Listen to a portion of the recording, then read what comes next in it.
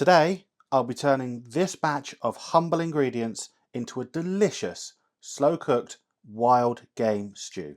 Stick around for more.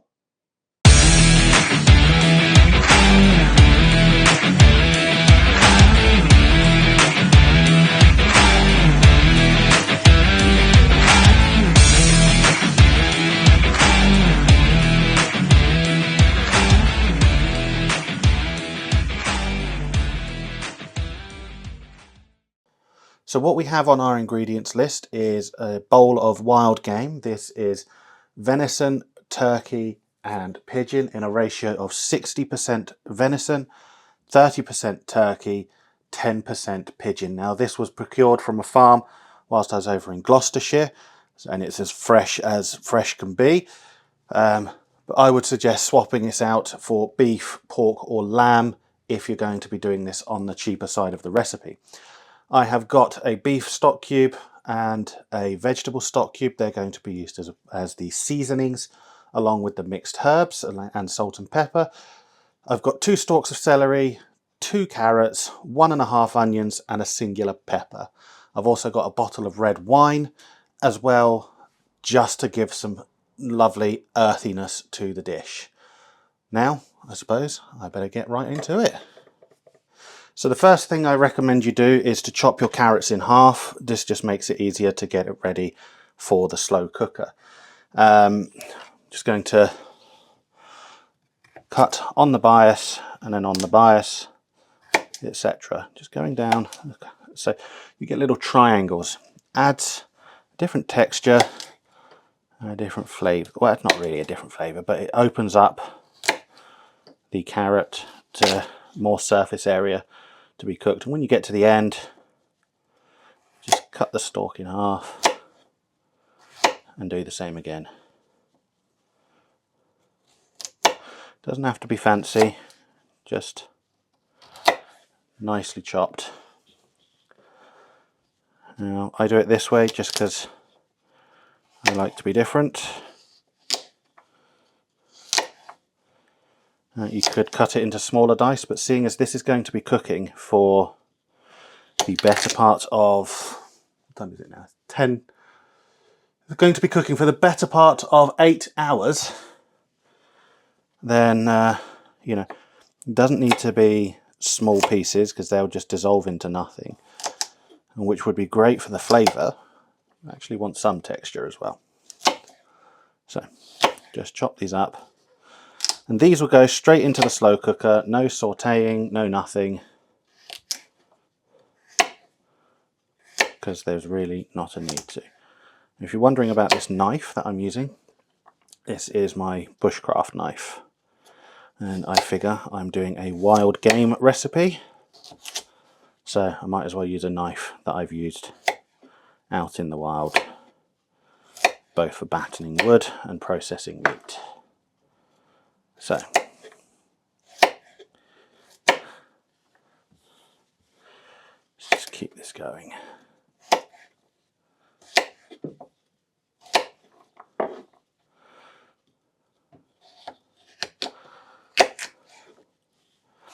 Now, the wonderful thing about wild game is it's very, very lean, which means generally it can be quite tough. So it lends itself to this sort of slow cooking. And in that portioning that we have, you know, you can swap it out for beef, you can swap it out for pork, you can swap it out for lamb. You know, it's all fantastic things to swap out for. Now, just doing the celery, it has been washed and got rid of all the gnarly gubbins from it, but you can swap the meat out, as I was saying, but also you can add additional veg into this stew.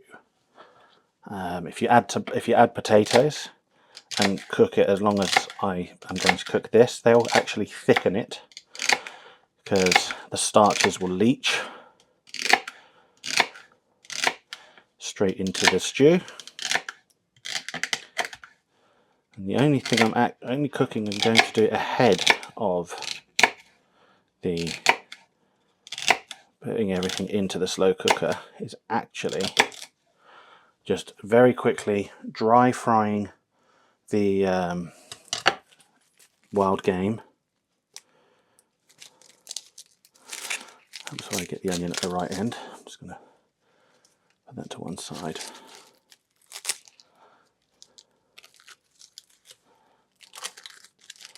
I will take care of all this rubbish afterwards.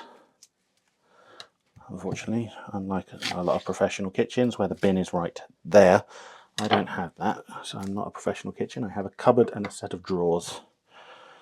Now, how do I want this? I want this in nice long strips. So that is what I shall get.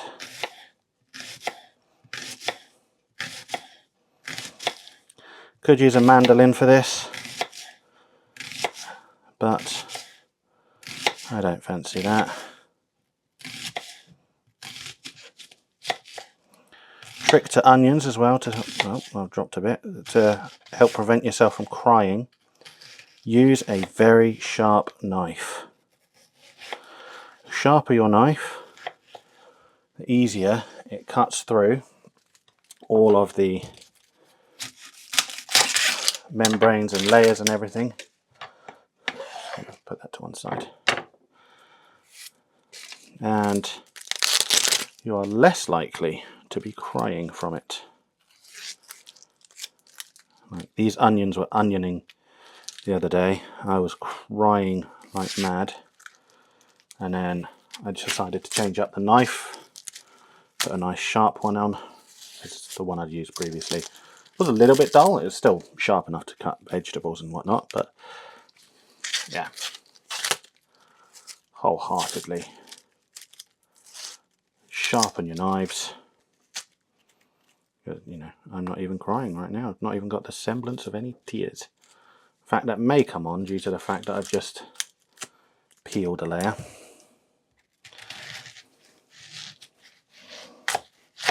Right, chopped out.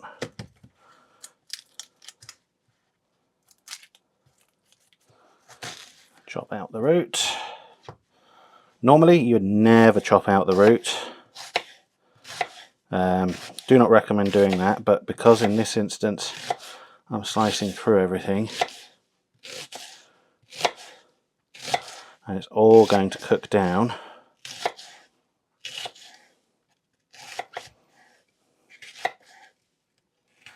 then it doesn't really matter so much for me. Chop that end off there. Keep the waste to a minimum. Need a bit more.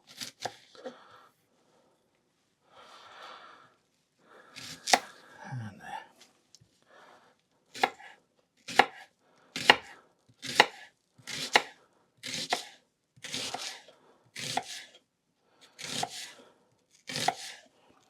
Still no tears forming. I can feel the acid. Oh, got very dark. Oh, still plenty of light on the camera as far as I can see. It's got very dark all of a sudden.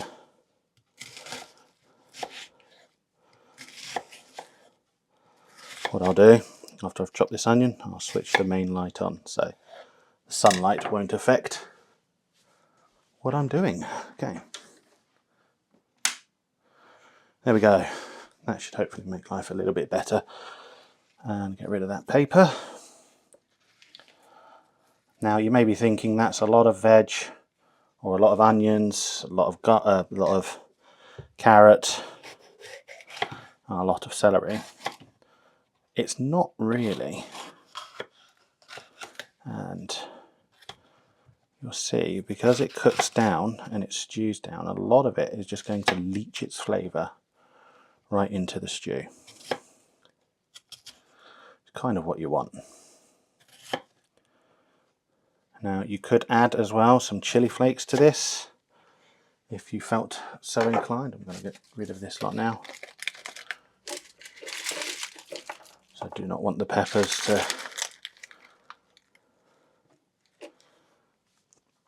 sit there and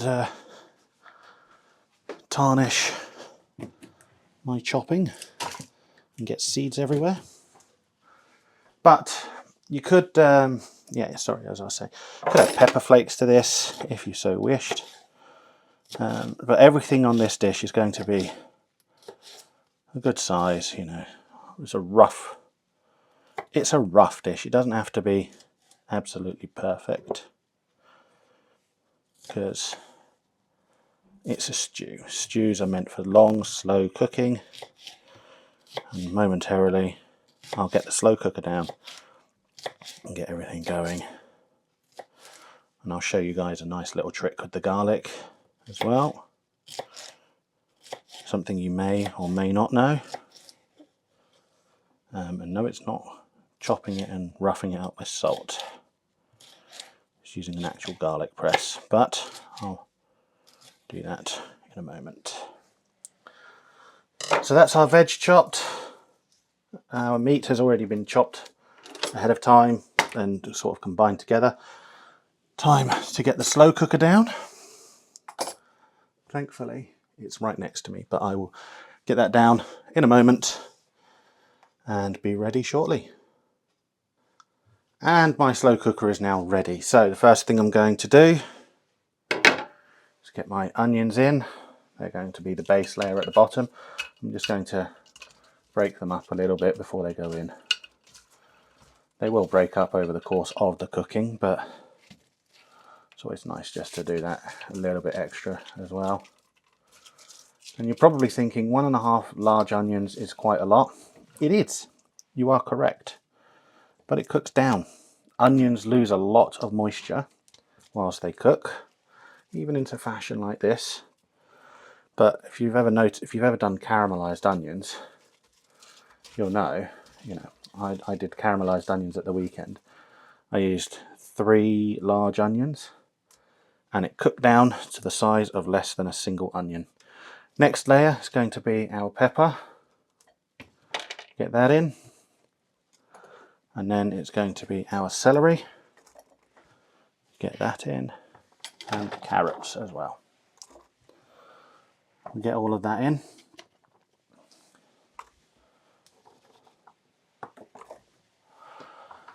So the trick with the garlic, you may be thinking to yourself, what is it? Well, it's actually rather simple. You get yourself a garlic press like so. I have not peeled these garlic cloves in any fashion, but you just press through like so.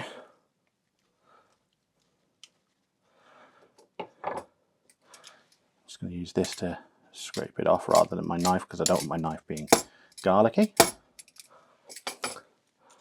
And then when it peels out, you've got all the skins and very minimal amount of pulp stuck to the garlic press. It makes for washing up so much easier. I've had a few people say to me, how do you clean your garlic press? Because, you know, some people have watched me cook and they say it's already clean. And that's the method I use. Now, I've broken up those onions, and let me tell you, they are onioning. But there we go. Now, next up, I'm just going to put the lid on. There is no water, no liquid, no nothing. I've not even turned that on. Next thing in the process, just want to fry off our meat. Get the heat going.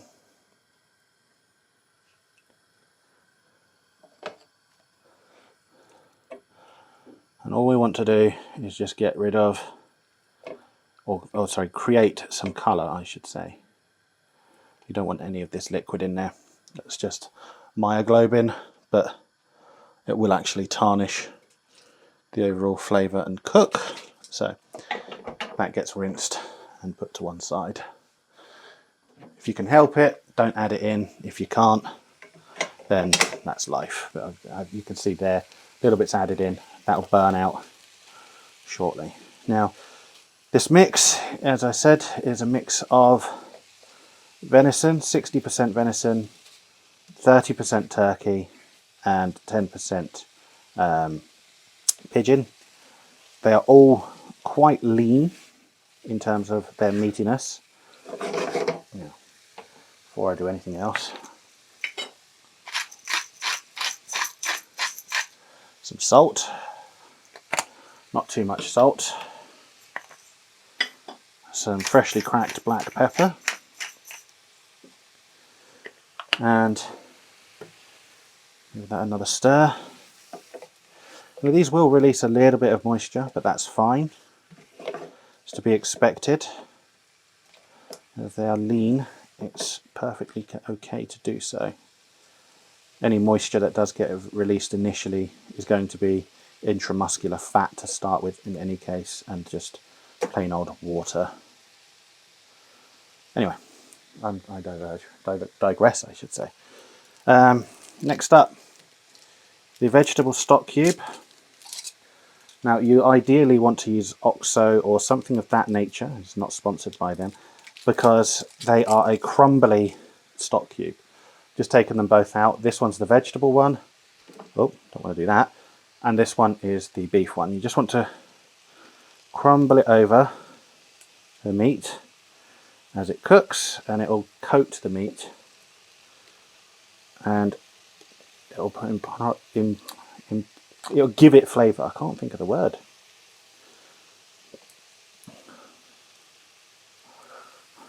It'll impart its flavour. That's the word I was looking for. Step to one side because my hands were covered, so I just gave them a quick rinse in fresh hot water. Now, I have also been asked, why do I use stock cubes for seasoning? Why don't I use, you know, salt, pepper, curry powder, that sort of thing? I absolutely do. I 100% do use them. But it is not the preference that I want to do. Now, next in, approximately 20 grams of tomato paste. That is unfortunately the last of this tomato paste. So that goes. And we want to cook that out as well. Have it coat the meat. I don't put it directly into the slow cooker because it will just impart a harsh tomato note, whereas if you cook it out first, it's going to be a lot better. Next up, whilst this is just bubbling itself away,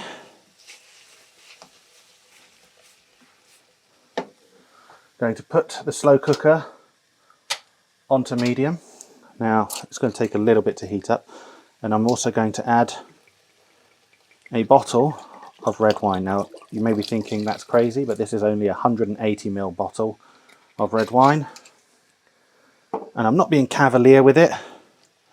Red wine adds an amazing earthiness to the dish, and then you top up, when you pour it all into the slow cooker, you top it up with water. But the red wine also helps to get rid of all of the built up bits and pieces of flavour in the bottom. And you don't want to scorch your meat, you don't want to do any of that, you just want it to coat nicely.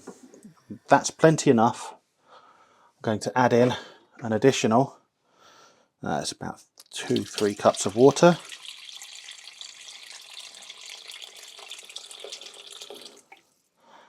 Here we are. And that's going to go straight into my slow cooker. So everything is going to go into the slow cooker. I've literally just turned it on a moment ago. Pour all the liquid in. Pour all the meat in.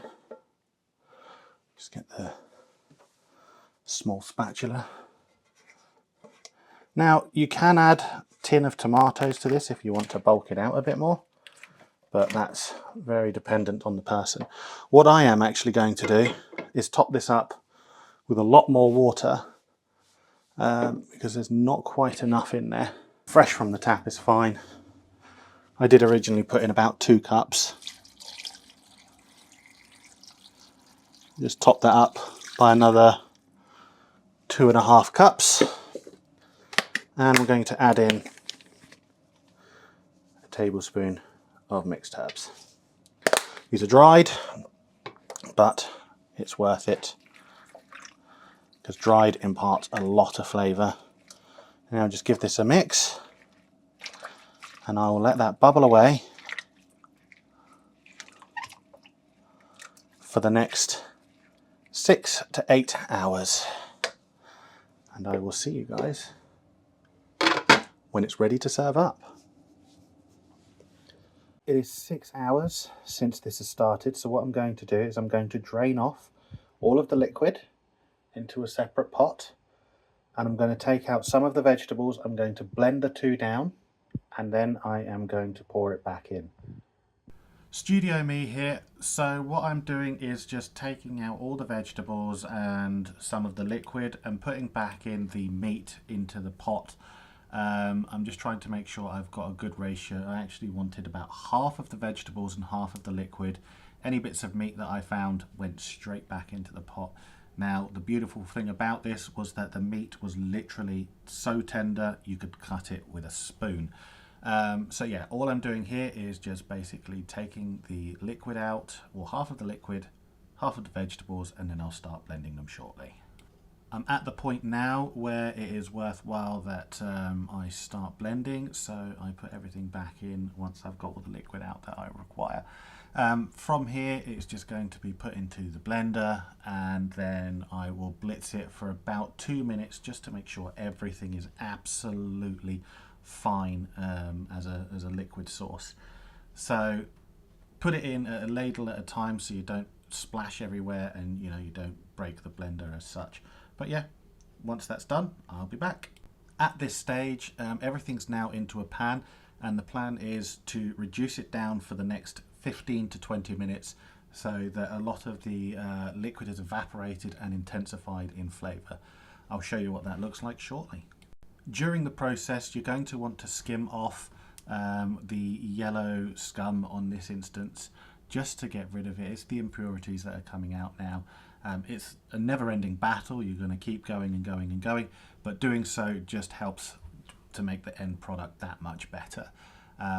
This is after about 10 minutes of reducing, and I will show you what the 20 minutes of reducing looks like now. 20 minutes of reducing later, you can see the colour has really deepened into a nice dark brown. What I'm going to do is just trying to get rid of the last bits of these little bits of yellow scum. Try and get rid of it if I can, but generally I just gave it a little bit of a taste, make sure everything's good, and just get rid of it before putting it into the slow cooker. But that was a case of just making sure everything is right. Literally turned the heat off, and then I am just going to pour it into the slow cooker and then serve up the end product. And that is the stew as a whole. Very flavoursome, delicious and warming. It's really great for the autumn months. Thanks for sticking around, and I'll see you on the next one.